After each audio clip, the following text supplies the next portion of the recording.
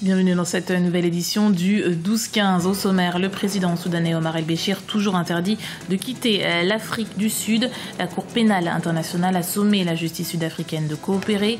Le dirigeant qui participe au 25e sommet de l'Union africaine est accusé d'être responsable du génocide au Darfour qui a fait au moins 300 000 morts selon l'ONU. Comme pour rappeler que ce 25e sommet de l'Union africaine est celui de l'année de l'autonomisation de la femme. Les personnalités féminines les plus influentes du continent ont été récompensées en marge du sommet. La remise des prix des femmes africaines s'est déroulée ce vendredi 12 juin. Retour sur la 10e édition de l'Afrique Fashion Show à Abidjan en Côte d'Ivoire. Ce rendez-vous qui dicte les tendances de la mode africaine s'est achevé samedi sur un bilan positif. La lutte contre la contrefaçon a également été défendue cette année. Mais avant de développer ces titres, la capitale tchadienne Djamena vient d'être touchée par un double attentat. Les forces de police étaient clairement visées. La première attaque a eu lieu près d'un commissariat. Selon les premiers témoignages, un kamikaze conduisant une moto se serait fait exploser devant le bâtiment. Le second attentat, moins d'une heure après le premier, avait pour cible l'école de police. Le ministre de l'Intérieur a confirmé qu'il s'agissait bien d'une attaque terroriste, mais le bilan humain est encore inconnu. Le gouvernement de Tobrouk en Libye a annoncé ce dimanche la mort du chef islamiste Mokhtar Belmokhtar dans un bombardement mené par l'armée américaine. L'homme était à l'origine de la prise d'otage du site gazier d'In Amenas en Algérie qui s'était soldée par 38 morts en janvier 2013. L'information n'a pas encore été confirmée par le Pentagone, mais elle est à prendre avec la plus grande prudence. La mort du djihadiste avait déjà été annoncée en mars 2013 dans l'extrême nord du Mali. Le 25e sommet de l'Union africaine, quelque peu éclipsé par la présence d'un invité, le président soudanais Omar el-Béchir. Malgré le mandat de la Cour pénale internationale qui pèse contre lui, il a participé aux réunions des chefs d'État ce dimanche à Johannesburg. L'association Southern Africa Litigation Center en a profité pour saisir les tribunaux afin que le chef d'État soit interdit de quitter le territoire. L'audience doit reprendre ce lundi. Retour sur les derniers événements avec Anne-Marie Borges. Que va décider l'Union africaine concernant le président soudanais Omar el-Béchir? Le dirigeant est à Johannesburg pour le 25e sommet de l'organisation, mais il est aussi activement recherché par la Cour pénale internationale pour crimes de guerre et crimes contre l'humanité dans le conflit au Darfour. Le conflit aurait fait plus de 300 000 morts selon les Nations Unies. Certaines voix diplomatiques se sont déjà élevées, comme l'ambassadeur de l'Afrique du Sud aux Pays-Bas, pour critiquer le manque de clarté des exigences de la Cour pénale internationale. Pour la juridiction, la position est nette et tranchée. Il n'existe aucune ambiguïté ou incertitude quant à l'obligation incombant à la République d'Afrique du Sud d'arrêter et de remettre immédiatement Omar el-Béchir à la Cour. Sans procéder directement à l'arrestation, un tribunal sud-africain saisi par une organisation non gouvernementale a déjà interdit dans la journée de dimanche 14 juin au président soudanais de quitter le territoire sud-africain. Le jugement stipule que les autorités sud-africaines doivent empêcher le président Omar el-Béchir de quitter le pays jusqu'à ce qu'une décision soit rendue par cette cour. L'Afrique du Sud, membre de l'institution judiciaire, est en principe obligée de coopérer avec les jugements de la Cour pénale internationale.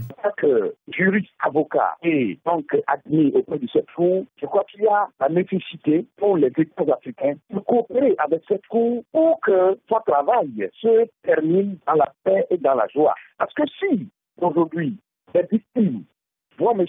Omar el-Béchir aller dans des pays sans être inquiétés, sans être poursuivis, je crois que c'est une manière pour ces pays qui ne réagissent pas face à la demande de la Cour de le livrer. C'est une manière pour ces pays de mettre encore le couteau dans les plaies des victimes. Cette décision est donc capitale pour la politique de l'Union africaine en matière de justice internationale, mais l'issue demeure incertaine.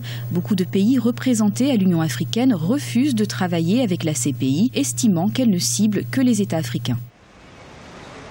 Et alors que le ministère de l'Intérieur sud-africain a ordonné de contrôler les points de sortie du territoire, le ministre des Affaires étrangères soudanais ne semble pas inquiet pour son président.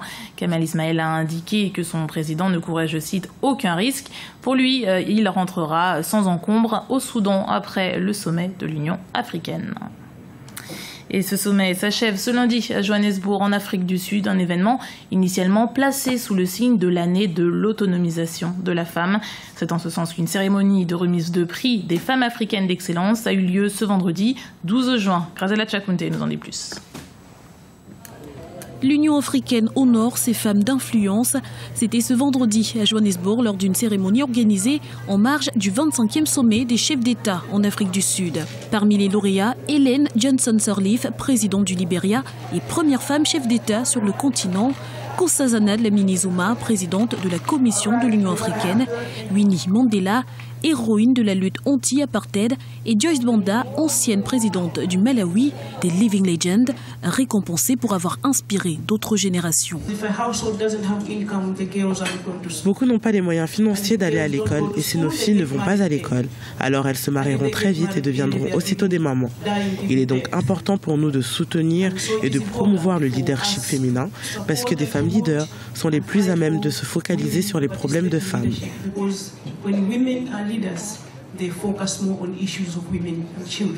Autre catégorie, celle des femmes d'excellence, la Tunisienne Saïda Agrebi, l'Éthiopienne Nardos Bekele Thomas et la Sud-Africaine Graça Machel ont été distinguées pour leurs actions en faveur des droits des femmes et des enfants notamment.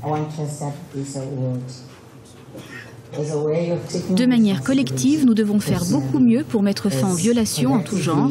J'exhorte les personnes ici présentes à penser au sort des femmes victimes de violences et qui n'ont pas accès à l'éducation. Nous sommes des privilégiés et avec ce privilège vient la responsabilité. J'accepte donc ce prix au nom de toutes les femmes qui aspirent à une vie meilleure.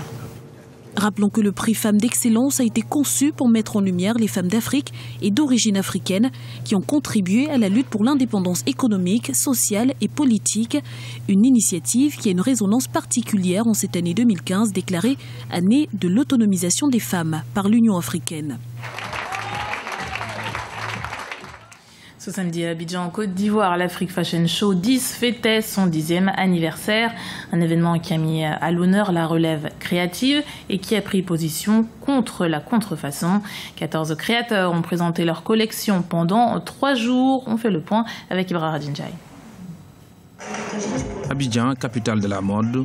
Rendre à la mode africaine ses lettres de noblesse, pérenniser et valoriser la création des stylistes du continent, tels étaient les objectifs de l'Afrique Fashion Show 10 organisé à Abidjan en Côte d'Ivoire du 10 au 13 juin. Lutter contre la contrefaçon était le thème de ce rendez-vous de la mode qui a réuni plus de 14 créateurs venus des 4 coins de l'Afrique.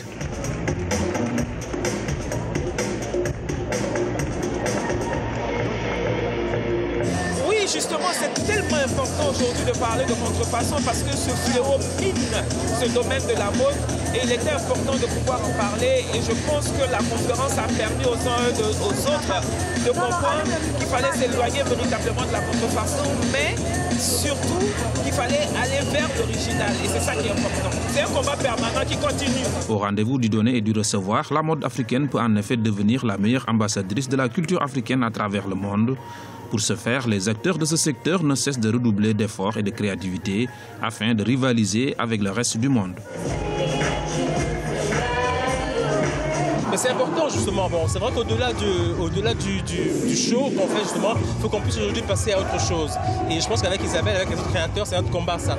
Industrialiser la mode africaine, voilà. Donc de moins en moins, on fait des choses extravagantes, même si on est sur un podium, de plus en plus on a envie de vêtements qui vont être portés à Abidjan, Paris, New York, Tokyo, Honolulu, Singapour. Une conférence sur le thème de la contrefaçon, un frein au développement de la créativité, a été organisée le 12 juin, une manière pour les industriels du monde de la mode et les experts d'apporter des réponses adéquates aux maux qui menacent l'industrie de la mode africaine. C'était le journal de la rédaction. Merci de l'avoir suivi. Retrouvez dans un instant une nouvelle édition du 12-15 sur Africa 24.